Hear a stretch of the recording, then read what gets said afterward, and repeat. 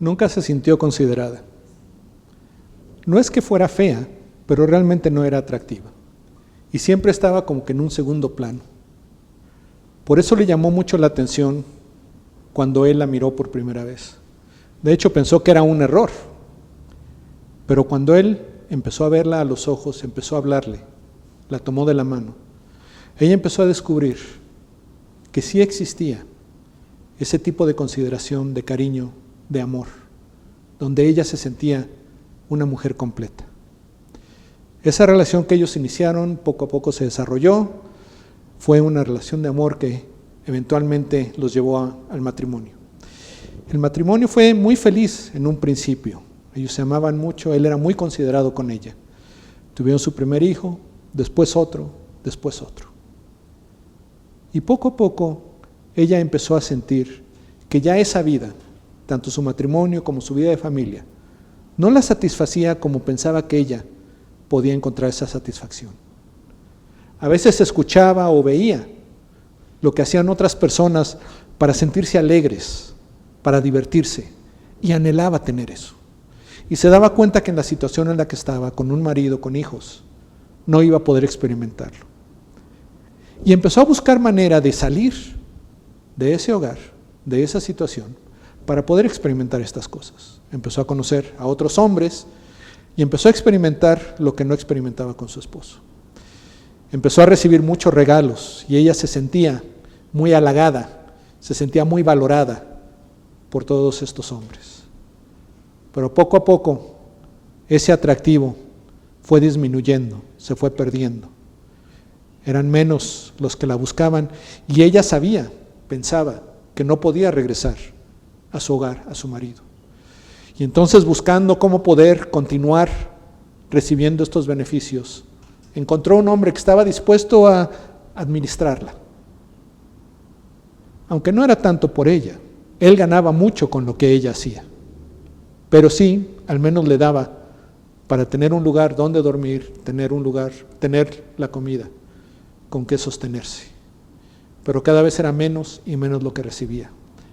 Empezó a deberle a este hombre y llegó el momento en que se dio cuenta que aunque anhelaba al menos poder regresar a lo que alguna vez había tenido, no podía hacerlo, le debía demasiado a este hombre y no la iba a dejar regresar.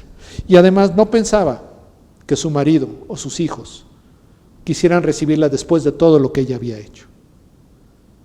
Por eso se sorprendió tanto cuando en cierta ocasión vio entrar a su esposo al lugar donde ella estaba. Seguramente es un error, pensó ella, y se escondió más en esa esquina oscura donde acostumbraba a ponerse. Pero él fue directo hacia el hombre y preguntó por ella. El hombre, cuando vio el intenso deseo en los ojos de su marido por ella, le dijo que estaba bien, que se la podía llevar, pero que el precio era muy alto. ¿Cuánto es lo que pides por ella?, le preguntó. Y aprovechándose de él, el hombre le dio un precio 10 veces más, 20 veces más de lo que ella pensaba que valía. Y ella sabía que ese precio que se estaba pidiendo por ella iba a causarle grandes problemas financieros a su esposo. Pero él pagó el precio, él estuvo dispuesto a pagar el precio. Después se volvió a ella, sabiendo exactamente dónde estaba, estirando la mano hacia ella, y tiernamente la tomó, la abrazó, la besó y la llevó de regreso a su hogar.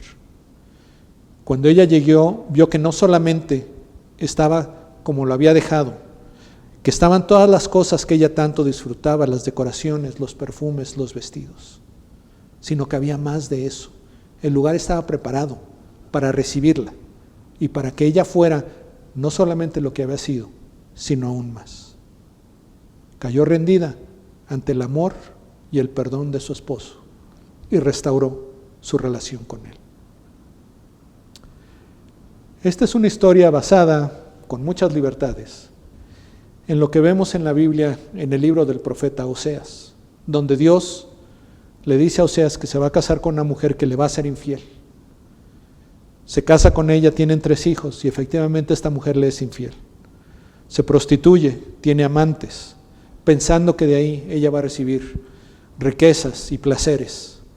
Pero poco a poco estos amantes la van abandonando, hasta que ella queda sola en el desierto.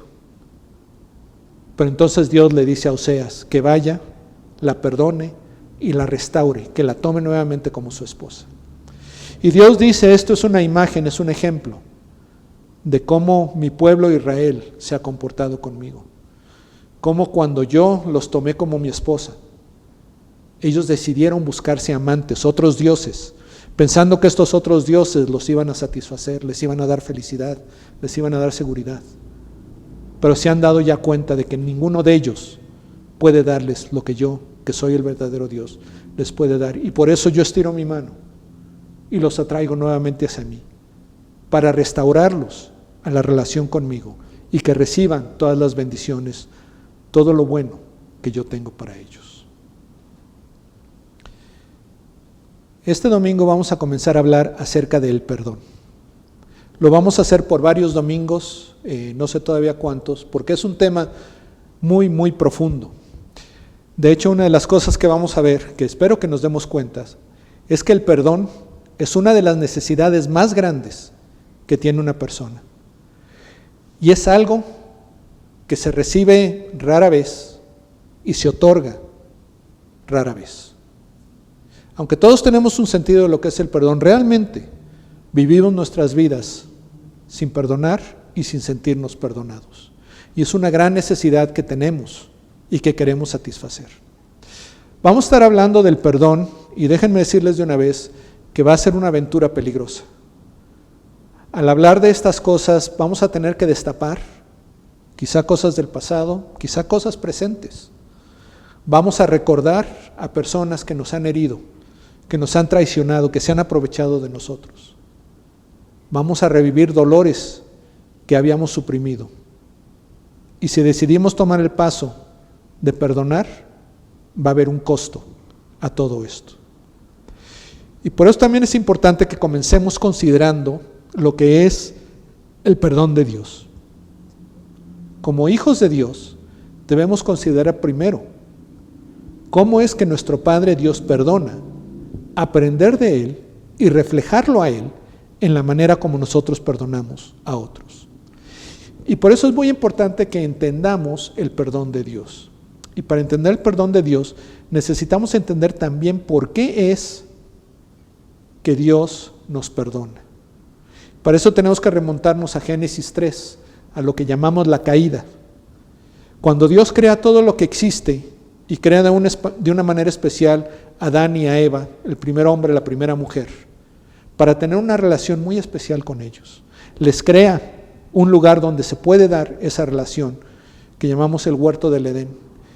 Y en ese lugar ellos reciben bendición tras bendición, tenían una vida maravillosa. Lo principal era que Dios pasaba tiempo con ellos. Ellos interactuaban, platicaban, compartían, se gozaban de estar juntos. Pero cierto día la serpiente entra a la escena y empieza a plantar ciertos pensamientos en la mente de Eva, de tal manera que Eva peca. Y en ese momento se rompe la relación que tenían con Dios y vienen una serie de cosas que hasta este día nos siguen causando grandes dolores, grandes problemas y un deseo de que las cosas no sean así. Pero hay algo muy importante que tenemos que entender.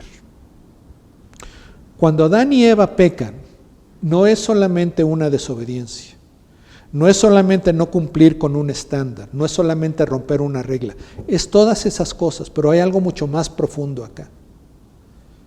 Porque cuando Eva es invitada a considerar el fruto prohibido y ella lo ve y se le antoja, ¿cuáles eran los pensamientos en su mente acerca de Dios? De Dios que les había dicho que no comieran de ese fruto. Y ella estaba pensando, es que si yo como de ese fruto, voy a conocer el bien y el mal, voy a ser como Dios. ¿Por qué no querría Dios que yo tenga esto? ¿Qué puede haber de malo en eso? ¿Qué tal si le doy nada más una probadita? Y en todo este pensamiento, lo que está sucediendo es que se distorsiona el entendimiento, la imagen que tenemos acerca de Dios. Eso sucede cada vez que pecamos. No es solamente que no cumplamos con una regla, con un mandamiento. es que cuando nosotros pecamos, nosotros no creemos que Dios sea Dios, no creemos que tenga la autoridad, no creemos que su santidad valga la pena. Lo tomamos muy a la ligera, pensamos que no está, que no lo ve, que no le importa, y básicamente estamos diciendo que Dios no es Dios. Y cuando hacemos eso, lo rechazamos. Le decimos, mira Dios, tú dijiste que para tener una relación correcta contigo, yo tengo que vivir de cierta manera y tengo que tener cierta mentalidad, cierta conciencia.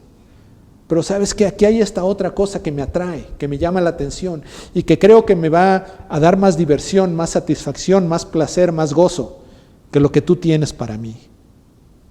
Y básicamente rechazamos a Dios. Le decimos, ¿sabes qué, Dios? Tú estás bien, pero no eres lo mejor.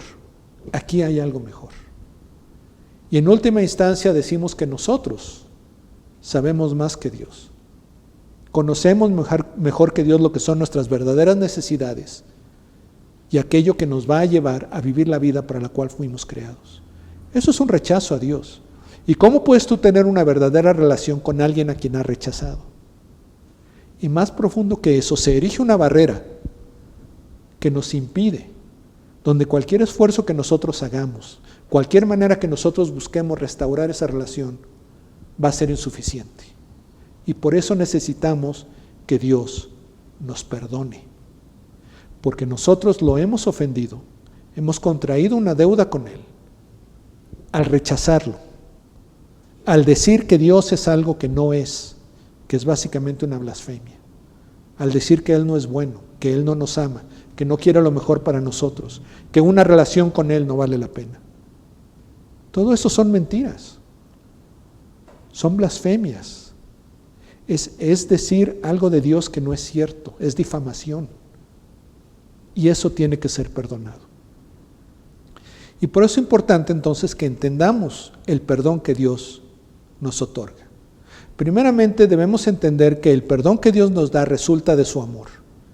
El Salmo 86, versículo 5 dice, pues tú, Señor, eres bueno y perdonador, abundante en misericordia para con todos los que te invocan.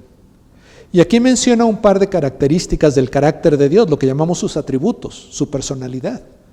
Nos dice que Dios es bueno, que es perdonador. Es parte de su naturaleza el perdonar.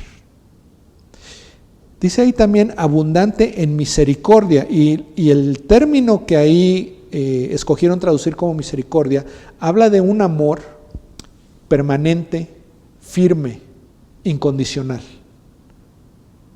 Dice para todos los que te invocan, cuando nosotros nos volvemos hacia Dios y decimos, Dios, yo sí quiero, anhelo conocerte y tener esa relación contigo.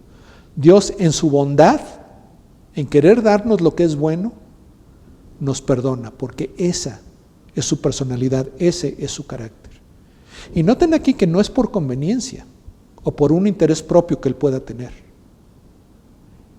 Dios no nos necesita, Dios no necesita de nuestro amor, no necesita tener esa relación con nosotros. Recordemos que Dios es Trinidad, Dios son tres personas que se aman, que se conocen, que se gozan el uno con el otro perfectamente desde toda la eternidad y por siempre. Dios no tiene necesidad de tener más relación que la que ya tiene. Y sin embargo nos crea con ese deseo de que lo conozcamos y de Él conocernos íntimamente en esa relación que tenemos con Él. Sí hay un resultado positivo de esto, pero su motivación principal es un amor puro, sincero, santo, por nosotros, por nuestro bienestar. El perdón de Dios requiere una paga. En la carta a los Hebreos el escritor está hablando acerca del sistema de sacrificios que tenían los israelitas en el Antiguo Testamento y menciona cómo, según la ley que tenían que Dios les da a través de Moisés, dice, casi todo ha de ser purificado con sangre y sin derramamiento de sangre no hay perdón. ¿Okay? Cuando Adán y Eva pecan y Dios empieza a hablar con ellos acerca de todo lo que va a suceder como resultado de esta caída, de que el pecado entra al mundo, a la experiencia humana, hablando con la serpiente, Dios le dice que un descendiente de la mujer le va a aplastar la cabeza.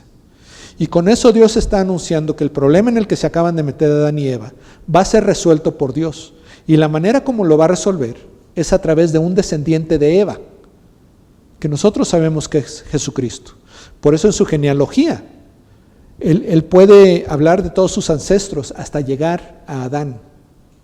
Él es el descendiente de la mujer, que aplasta la cabeza de la serpiente, que deshace esa mala obra de la serpiente que resulta en la caída, en el rompimiento de la relación con Dios de los primeros seres humanos.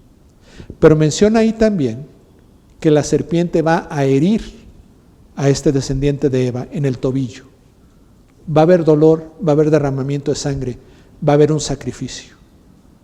Y la cruz es la expresión de este sacrificio, mediante el cual Jesucristo toma sobre sí la paga por nuestros pecados, para que podamos ser restaurados a esa relación con Dios. Y entonces el perdón no es algo placentero, el perdón tiene un costo, duele. Pero ese mismo dolor o ese costo nos hace valorar o entender el valor de la relación que está siendo restaurada a través del perdón. El perdón de Dios también es uno que redime. En Colosenses nos dice: porque Él, Dios, nos libró del dominio de las tinieblas y nos trasladó al reino de su Hijo amado, en quien tenemos redención, el perdón de los pecados. Y noten ahí cómo está relacionando a lo que es el perdón de los pecados con la redención, y diciendo que esta es la obra de Dios en su Hijo Jesús. Ahora, ¿a qué se refiere esto?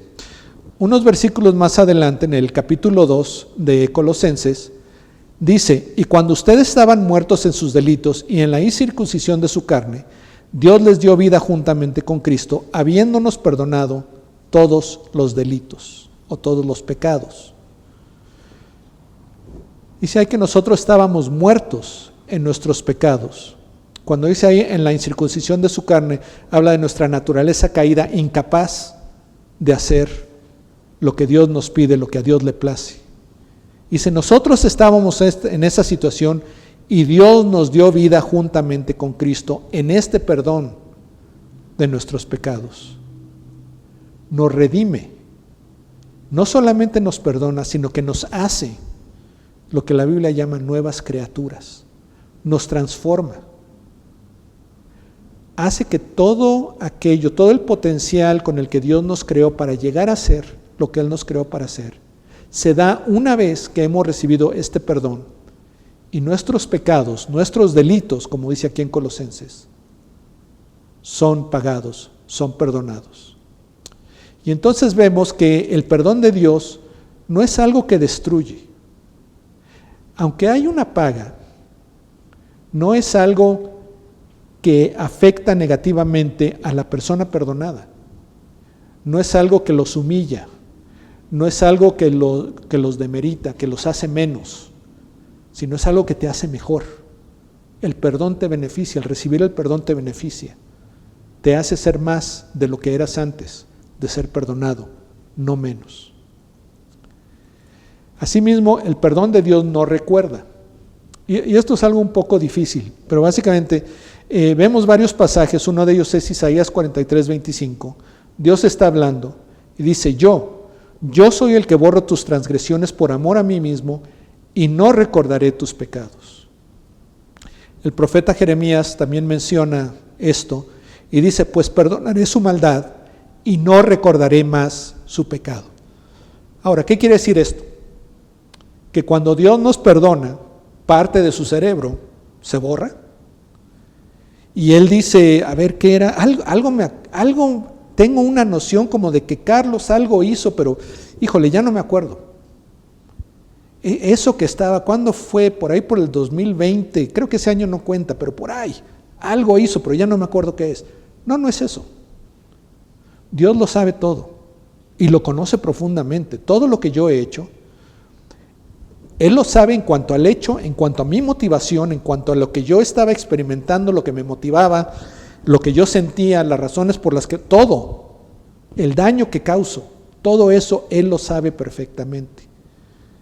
Y cuando Él dice que no lo recuerda, no es que Él lo ignore, o que ignore quién soy yo en mi pasado, en lo que era antes de ser perdonado. Significa que eso que yo era, eso que yo hice, no va a afectar la manera como Él se va a relacionar conmigo. Él está totalmente consciente, sabe perfectamente, no solamente lo que hice, sino lo que soy capaz de hacer. Lo sabe, pero no deja que eso sea lo que le dé sabor a nuestra relación, lo que defina nuestra relación. Nuestra relación es una de amor, porque he sido perdonado. Y todo aquello que hice, todas esas blasfemias, todos esos insultos, todo eso falso que yo pensé acerca de Dios, cómo lo rechacé, Dios dice, eso no va a afectar la manera como tú y yo nos vamos a relacionar ahora. Y finalmente, el amor de Dios es relacional. Segunda de Corintios dice que Dios estaba en Cristo reconciliando al mundo con Él mismo, no tomando en cuenta a los hombres sus transgresiones, y nos ha encomendado a nosotros la palabra de la reconciliación. Y noten que aquí, cuando está hablando de no tomar en cuenta a las personas, las transgresiones o los pecados, que es lo que estamos hablando antes, no es que los olvide, sino que no los tome en cuenta. Pero cuando Él está haciendo eso, es por reconciliación. ¿Y qué es esta reconciliación? La reconciliación se da cuando existe una relación y esa relación se rompe. Uno o los dos en la relación hacen algo, dicen algo que rompe esa relación, que ya no se puede dar la relación como se había dado hasta ese momento. Y Dios nos creó para tener una relación íntima, de amor, perfecta, de conocernos, de compartir, de gozarnos. Pero esa relación se rompió, se rompe por el pecado. Y Dios dice, yo quiero reconciliación, yo quiero regresar a experimentar esa relación para la cual los seres humanos fueron creados. Y no es solamente el decir, ya estamos bien, sino que como dice el apóstol Juan, en primera de Juan, dice, miren cuán gran amor nos ha otorgado el Padre, que seamos llamados hijos de Dios. Es parte de esa redención, de eso hacernos algo nuevo. La Escritura dice que antes de recibir el perdón de Dios, éramos enemigos de Dios, vivíamos en la oscuridad, éramos hijos del padre de mentiras, de Satanás. Pero ahora, una vez que hemos recibido su perdón, dice que somos hijos de Dios. Y es hijos en todo el sentido de la palabra. De que reflejamos quién es nuestro Padre, tenemos una relación de intimidad con Él, que toda la atención de Él, todo su amor está fijo en cada uno de nosotros todo el tiempo, que su deseo para con nosotros es de bendición, de bienestar, de llevarnos a ser lo que fuimos creados para hacer, de ser de bendición a otros, de tener el impacto para el cual fuimos creados para tener en este mundo. No es solamente una transacción judicial. No es que Dios dice, pues aquí está la lista de pecados de Carlos y bueno, aquí voy a afirmar que ya está bien, ya, lo olvidamos y ya. No, es que aunque efectivamente la pena, la culpa de esos pecados ha sido pagada por Jesús en la cruz, no solamente he recibido el perdón y ya no tengo que pagar por esos pecados, sino que soy llevado a una relación nueva como hijo de Dios, recibiendo todo el amor de Dios como mi Padre. Cuando Dios nos perdona, es derivado de su amor por nosotros. Dios nos ama de principio a fin. El amor que Él tiene por nosotros nunca ha sido afectado. Nosotros en algún momento, desde bien pequeñitos, desde nuestros padres Adán y Eva, hemos roto esa relación con Dios. Lo hemos rechazado. Hemos creado una barrera entre Él y nosotros. Una barrera causada por nuestros pecados, por nuestras transgresiones, nuestros delitos, nuestro rechazo de Él. Pero Dios nos perdona por su amor, pagando el precio de esos pecados, transformándonos en una criatura nueva, en sus hijos, no tomando en cuenta ya más todo lo que había causado esa barrera entre Él y nosotros, sino relacionándonos con la pureza de Cristo, llevándonos a esa relación para la cual fuimos creados.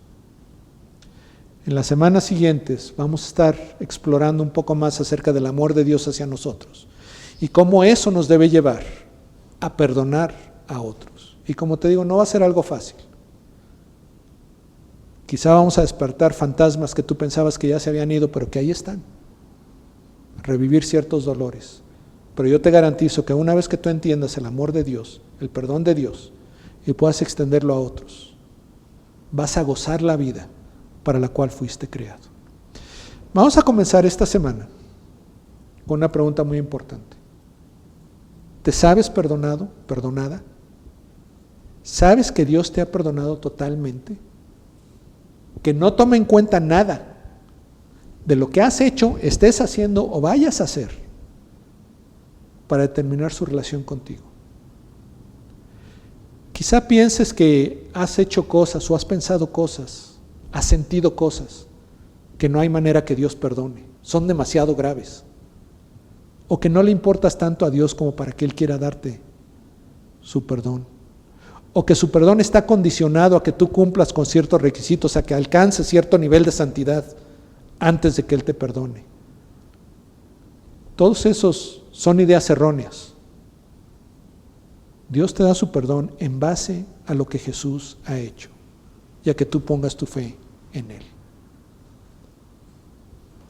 Haz una evaluación honesta, profunda de ti mismo, de ti misma. ¿Te sabes, te sientes completa y totalmente perdonado, perdonada por Dios? Si no tienes esa seguridad, esa dimensión de conocer el perdón de Dios, te animo a que platiques con alguien que te pueda ayudar a realizarlo en tu vida.